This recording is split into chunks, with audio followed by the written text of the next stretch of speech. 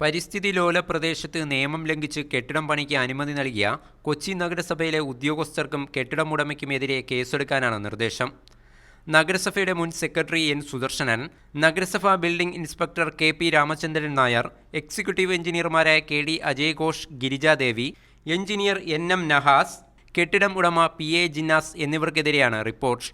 7 വർഷം വരെ തടവ് ലഭിക്കാവുന്ന തരത്തിലുള്ള കുറ്റങ്ങളാണ് പ്രതികൾക്കെതിരെ ചുമത്തിയിരിക്കുന്നത്.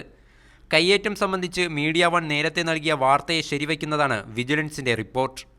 ചെലവന്നൂർ കായലിന്റെ 8 സെന്റോളം കയ്യേറിയെന്നും കോമ്പൗണ്ടിലെ 4 ഫ്ളാറ്റ് സമുച്ചയങ്ങൾ കായലിനുള്ളിലേക്ക് ഇറക്കിക്കെട്ടുകയും ചെയ്തുവെന്നും റിപ്പോർട്ടിൽ പ്രത്യേകം പരാമർശമുണ്ട്.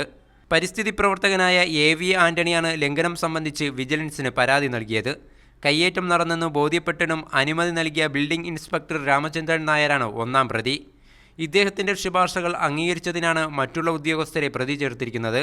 ഉദ്യോഗസ്ഥരെ സ്വാധീനിച്ചതിനാണ് ഗാലക്സി ഹോംസ് ഉടമ പി.എ. ജിന്നാസിനെ പ്രതി ചേർത്തത്. J K. Ansar, Media One, Kochi.